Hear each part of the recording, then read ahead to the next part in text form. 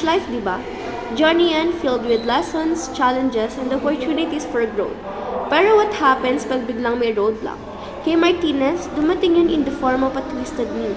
ACL pa. Ay nako, another sayo video na naman. Kung di lang kasi ako na-injured eh. Hindi sana sumasayaw ako. Lalakad daw kasama mga kaibigan ko. Ano ba yan? Dami pwedeng ma-injured. Ay nako! Sayaw ka ng sayaw! May mapapala ka ba dyan? Puro disgrasya lang! Pilayan na nga. Martinez just wanted to escape, kaya nag-cellphone na lang. Pero the more na nag-scroll siya, the more na depressed siya. Isang linggo ang lumipas, parang eternity na kay Martinez. Kulong sa kwarto, ang mundo niya ay kasing laki na lang ng cellphone screen niya. Oh, nag-chat si Kakao. Babe, sali ka sa choir. Gusto ko man, be, kaso ano, charon ko lang. Pangit ang anggit. May injury ako, be. Hindi ako pwede maggala-gala. Hala, bakit? Ano nangyari? Dahil sa sayaw, di man kasi magsayaw. Kawawa ka naman. Charot. Be, may nahanap ka na para sa choir? Wala pa nga eh. Sige, be. Get well soon. Pagaling ka ha. Pray ka lang. Thanks. Uy, nag-chat si Guevara. Babe, kumusta ka na dyan? Okay ka lang ba? Ito, same old pa din. Nakaiga. Nagsa-cellphone. Walang ibang magawa. Alam mo, kaya ka nag-overthink. Nagpo-procrastinate. Kasi puro ka Ha? Ano daw? Kasi puro ka cellphone. Try mo kayang mag-pray. Or kahit maglakad-lakad lang. Kahit nakasaklay. Therapy yan sa leg, sa mind mo. Eh, nakakatakot. Sakit kaya. Ay, daw masakit. Pero anong mas gusto mo? Yung sakit ngayon? Or yung hindi ka na makakalakad ang normal ulit? Seryoso, kailangan mong subukan. Tsaka, tigilan mo na yung pagsa-cellphone. Puro ka doom scrolling eh. Lalo ka lang made-depress. Kinukumpara mo pa yung sarili mo sa iba. Kaya lalo kong nadadown. Listen, iba ang journey mo, okay? God's got a plan for you. Kahit na ang hirap ngayon, you're strong, Martinez. You're different. Don't forget that. Trust in His timing. I don't know what to say. Thank you, Gebsa. Hey, no worries. Sobra. Just promise me you'll try, ha? You're not alone in this. And promise me, ibaba mo muna yung cellphone. Sit ka sa akin. Sabi ko na yun.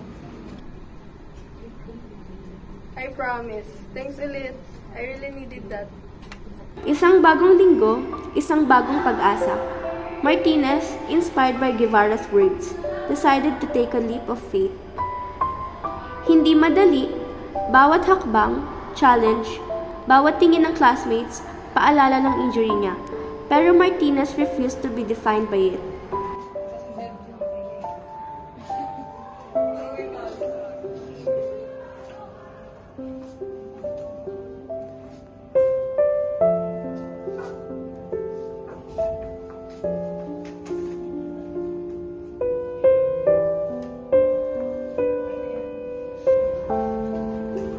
Good morning, class. Good morning, Sir Durahin. Oh, Miss Martinez, ano nangyari sa'yo? Naano ako, sir, na-injured sa sayaw. Ako, dati ka na pumasok yan. Mahirapan ka pa. Sir, di ba please? Kaya to? So, class, in order for us to see the future, kailangan natin i-let go yung mga bagay na nagbibigay sa atin ng hadlang. Katulad na lang ng sobrang paggamit ng cellphone. And after that, kailangan din natin lumabas sa ating sariling comfort zone para mas mag-grow pa tayo lalo. Remember that the beauty of starting is opening up new possibilities. And finally, we need to continue those practices that gives us strength. Okay, class dismissed.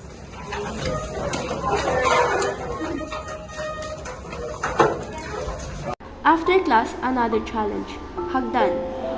Each step was a struggle, a painful reminder. Pero with each step, mas lumalakas ang loob niya. What is one thing that you have been wanting to start doing? What is stopping you from starting it? 3 linggo ang lumipas. 3 weeks of small wins, faith, and the support of a true friend. May challenges pa rin, may doubts pa rin, pero ngayon, Martinez has a new perspective, a new strength. Uwi ko lang galing school. Hindi, kamusta na leg mo? Chat ka naman. Any good news? Nangangamusta? Actually, meron na. Baby steps. Pero progress pa rin. Thanks for checking. Siyempre naman, proud of you. Basta remember, iwasan ng nega, okay? You gotta be your own biggest cheerleader. You're in charge of your thoughts, di ba? So choose the good ones. Lord gave us the freedom to choose, remember? Thanks for checking me, Pinsalat. Sen. 2 months after the injury, Martinez was a changed person. More active, more productive, mas malapit kay Lord. Their injury back to health was far from over. Pero they were no longer defined by their limitations. They were defined by their courage, their resilience, and their unwavering faith. And so, Martinez's journey continued, a testament to the power of looking back, moving forward, and embracing the endless possibilities that lie ahead. What are you going to continue doing to make your life better?